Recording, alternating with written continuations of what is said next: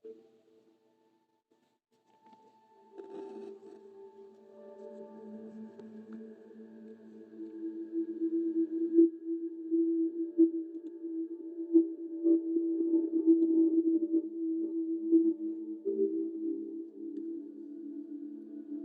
again, everyone, and welcome to a very special edition of Every Now and Then.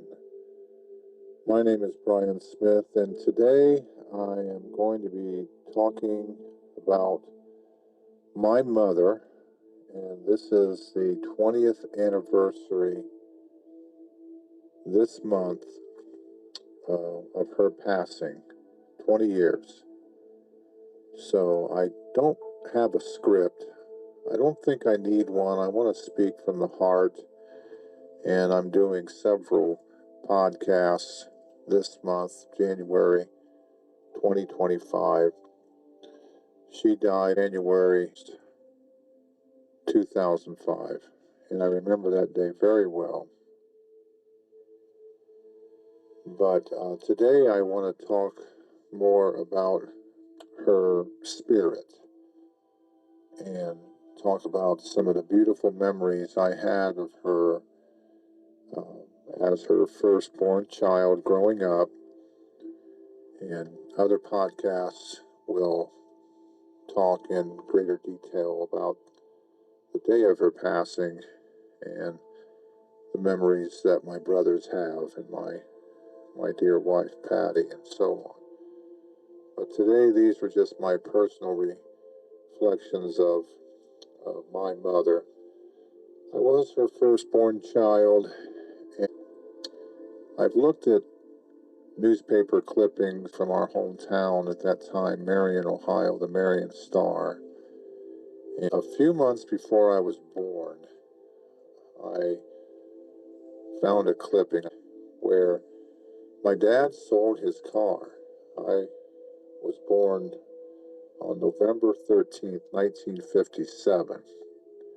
And in the summer, late summer of 1957, he sold his car. And I looked up that car. And it was a pretty nice car. But they obviously were preparing for me to be born. And my dad, being from Southern Ohio, I'm chuckling because he wanted to name me Bobby Joe Smith. And I can only say that my life would have taken a different turn had he had his way and named me. I would have loved to have heard that conversation with my mother. She said, no, we are going to name him Brian Keith Smith. Now, where she got the Brian Keith, I don't know. I don't remember ever talking to her about it. She was born in May of 1936, so she would have been 21 when I was born. My dad would have been 25. He was married late, a little bit later in life than most of the Smith boys. We got married fairly early. She named me Brian Keith Smith, and I ended up being full term, born Wednesday at Marion General Hospital. I was a breech baby, meaning that I had turned. Nothing for me from the minute I was born was going to be easy. I turned and was coming out feet first.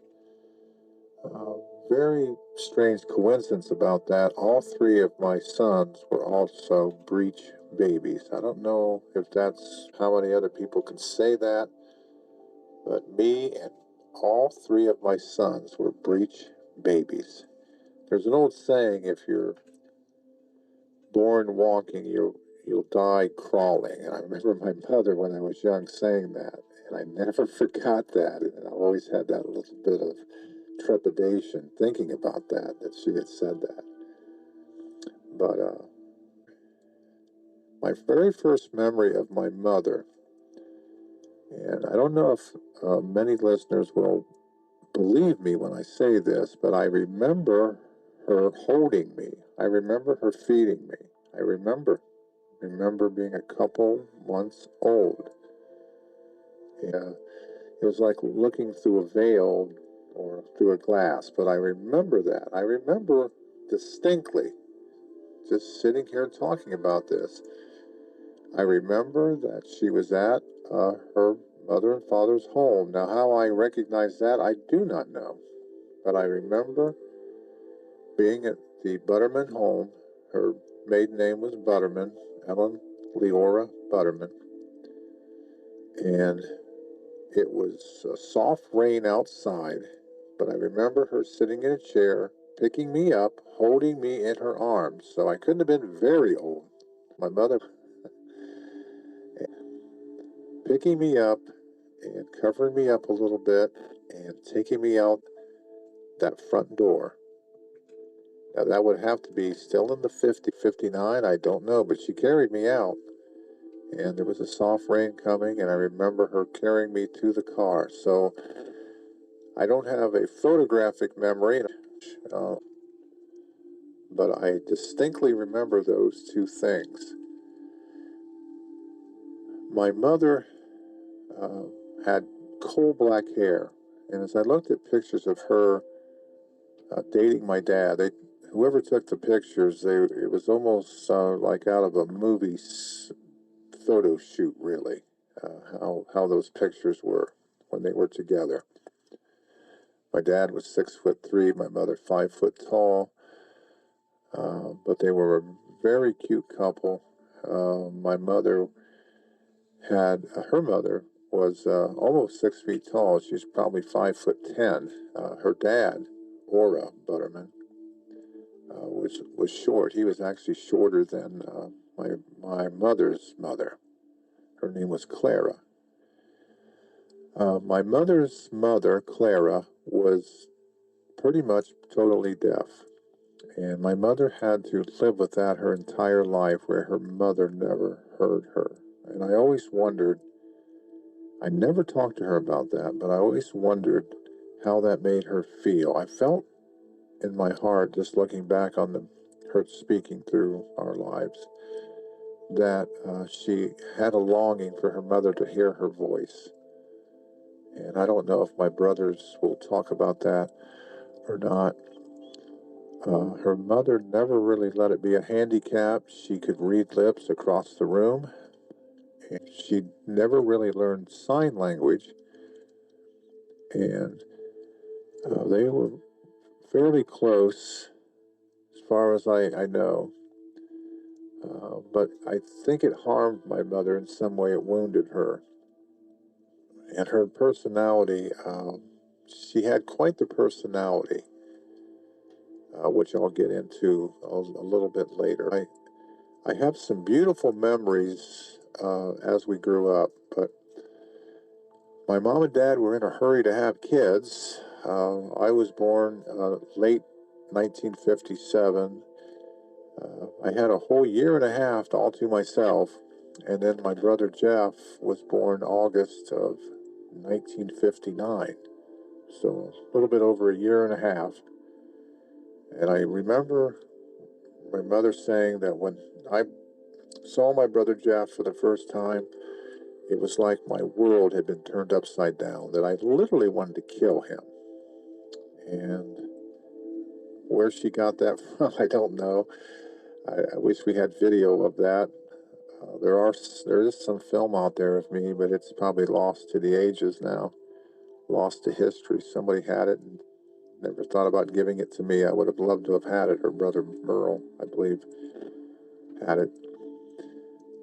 And then 1962, just 3 years later, she had twins. So in 4.5 years, she had four boys.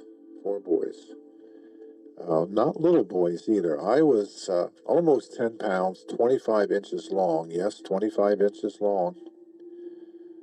Jeff was probably the smallest of the babies till Kyle came along, our youngest brother. And then Rick and Randy were 9 pounds apiece. Yes, they were 18 pounds of babies coming out of a 5-foot frame, and my mother never really had an easy uh, birth experience. She talked about that really till the day she died, and that I know she thought I almost killed her. And I remember my dad saying she cried for days afterwards. It was not the best in OB back in those times. No cesarean, by the way. Breech baby, well, we'll just deliver him anyway. They wouldn't do that by today's standards. Jeff was born normally. Rick and Randy, of course, 18 pounds, and there was no testing done to see why the babies were so huge. Of course, now they would test immediately for diabetes, and she ended up later having that.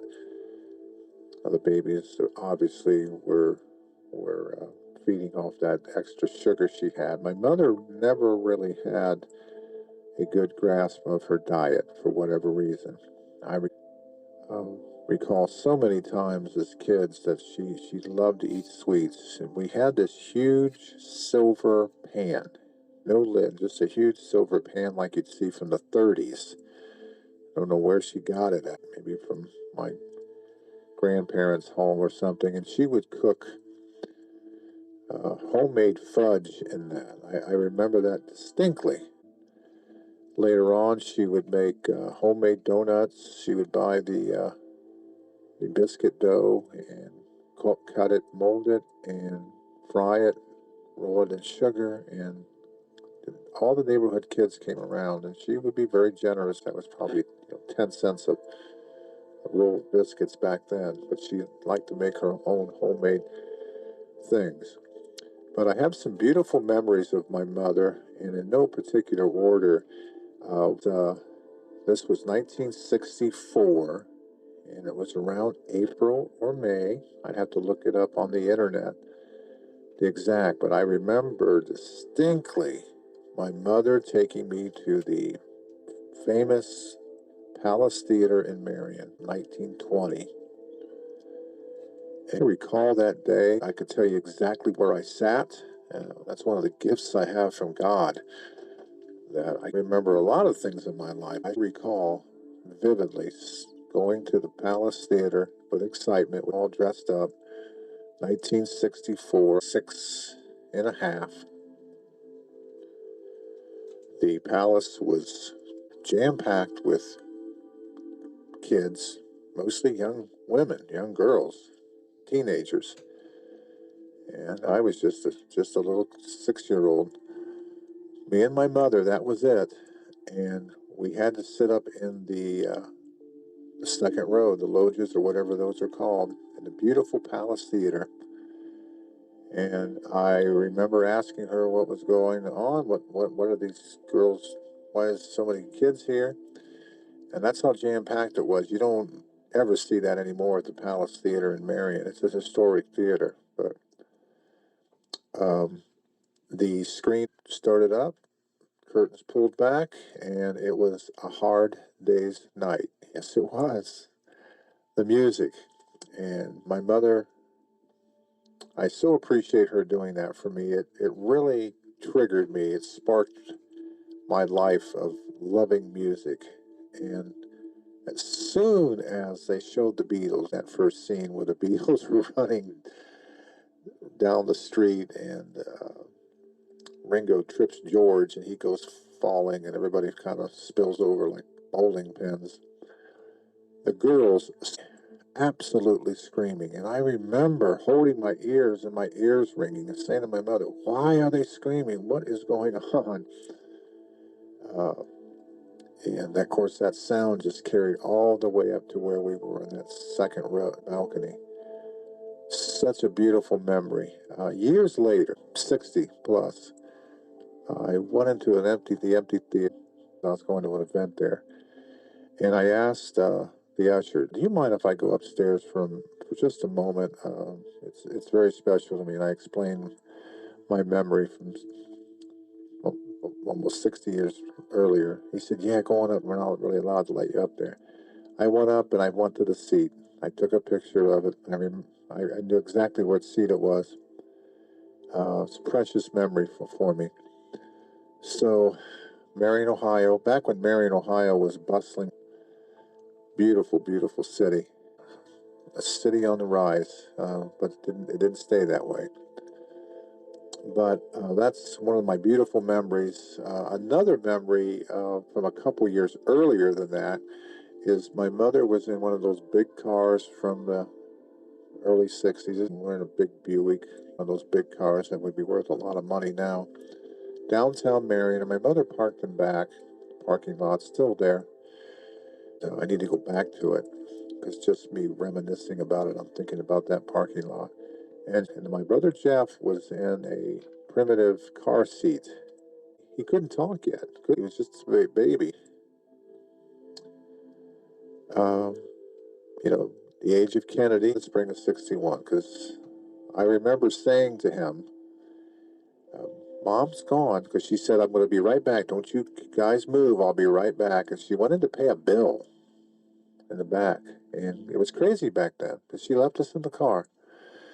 Probably gone 1 minute. I said, Jeff, you stay here. I'm going to go find Mom. I don't know what's going on. She's not back yet. She's probably been gone 1 minute. So I got out of the car, left him in the car, this baby, maybe 2 years old, but sitting in that car seat. And I went to the front of the building onto the street, which would have been Center Street. It still is Center Street. And I couldn't find her, and I got upset. And I remember a woman in that 1960s garb with the hat, and they were dressed back then in dresses, wool dresses, stopped me and said, Are you okay, little boy? What's going on, little boy? Are you lost? And she got a policeman. And the policeman was in full uniform that you see from 1960. He was directing traffic or walking the street, whatever he was doing. That they had that back in Marion at that time, right out of a movie scene. Full uniform with the hat and the heavy policeman's coat and the gun holster and everything. Stopped me, saw that I was upset, and either the policeman or the lady gave me a donut, a cake donut. Yes, I remember that. But no powder was on it, no sugar. So I took a bite. I didn't like the donut, no icing on it. And so I just carried the donut, looking for my mother, trying to find her. Somehow, I don't know, I don't remember that part, but they found her, found me, and that's all I really remember. That I don't remember her scolding me or anything, but I distinctly remember it must have been the spring of 61 as I think back now, because I would have been 3.5 walking and telling my brother to stay in the car. So I was 3.5. Kennedy just elected president. In another beautiful memory. Another beautiful memory is my mother taking me to a department store.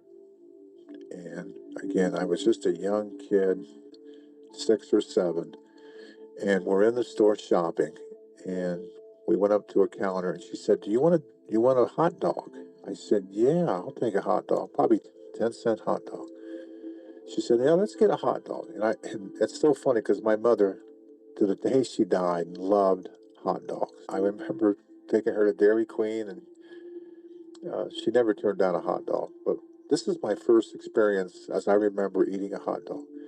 And it was so good. And I'm 6 years old, 7, and ate the hot dog. And I said, "Mom, that was so good. I'd like to have another one." And she said, when you eat something a second time, it's never as good. It's never as good. Are you sure you want? I said, "Yeah, I want another one." So she got me another one, and I ate it, and I thought, oh, it's not quite as good as the first one was. And my mother said, "See, I told you it wasn't as good, was it?" To this day, I still think that that's true. I just had something the other day. I don't remember what it was. And I said to my wife, Patty, that second serving wasn't quite as good. And I told her the story about my mother. And she said, that's very true. It's never quite the same, not as good the second time around. So that's one of the beautiful memories I have of my mother.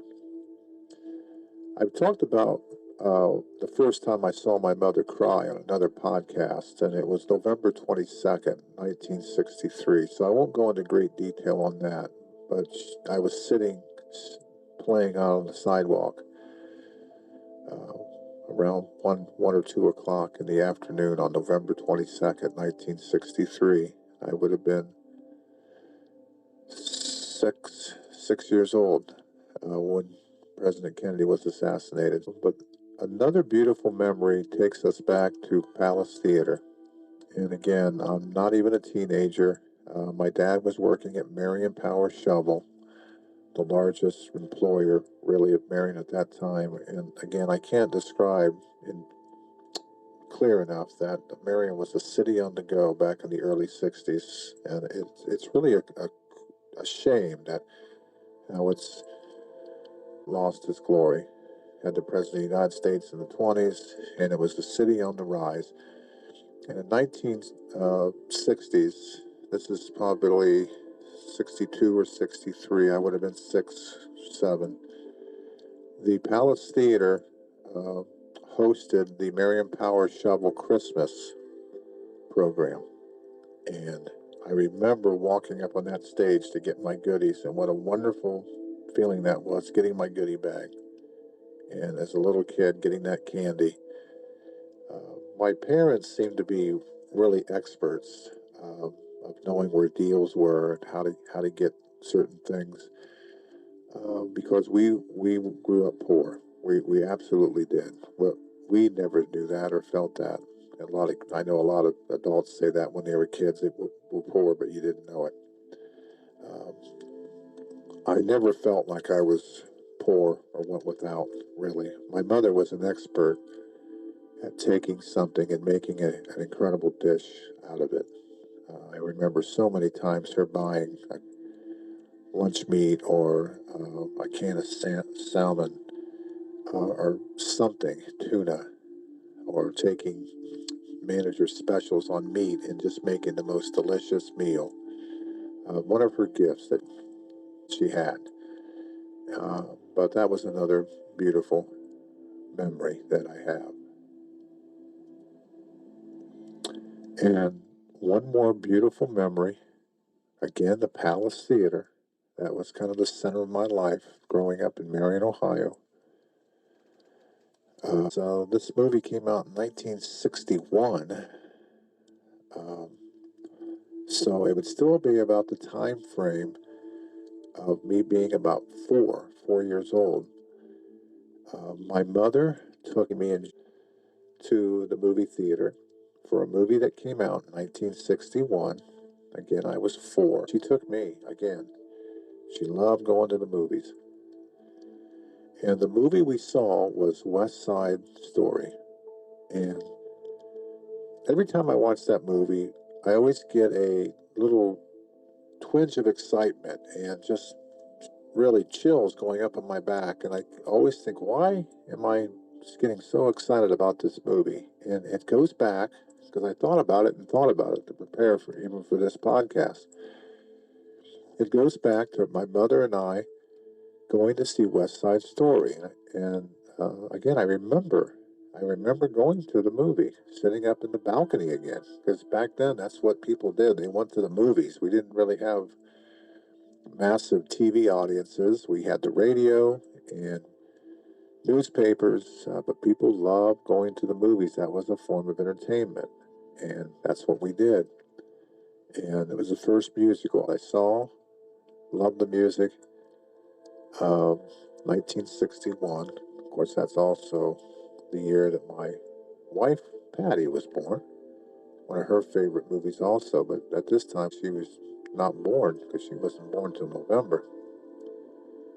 And seeing that movie and the dancing and the music and the songs being so wonderful.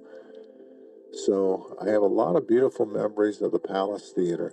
The Palace Theater was built around 1920, and it was in preparation for President Harding, who, of course, was the favorite son, native son of Marion, Ohio, became President of the United States. So they built the beautiful Palace Theater, and right across the street, the Hotel Harding, so that people could wine and dine, go to the Palace Theater, walk across the street to the Harding Hotel, and have parties and sleep the night away right across the street. When Marion, Ohio was alive, and for a brief moment in time, the center of the universe, really, during Harding's time. So while thinking about my mother, and it's a sad time, 20th anniversary of her passing, a day has not went by that I have not thought about her.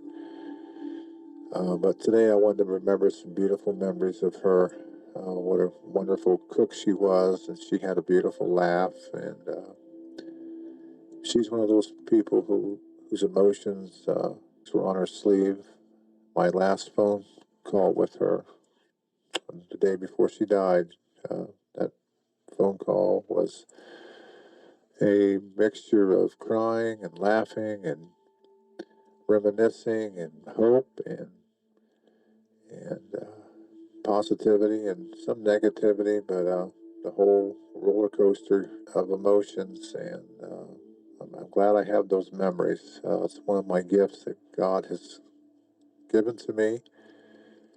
We'll have more reminiscences, recalling beautiful memories and recollections of our mother on the 20th anniversary of her passing. But it's just the beautiful memories, and I hope she's listening to this somehow, some way, that it's going to her spirit somewhere, that she's able to, it can reach her. And also my late father, who passed away 2019, so he outlived her by 14 years. So every now and then we look back and we go back in time to a historic event in history of the United States, the world, and today it was our family, and recalling some beautiful memories of just me and my mother, memories that I will cherish to the day that I pass. So I want to thank you for listening, and I will see you again down the road.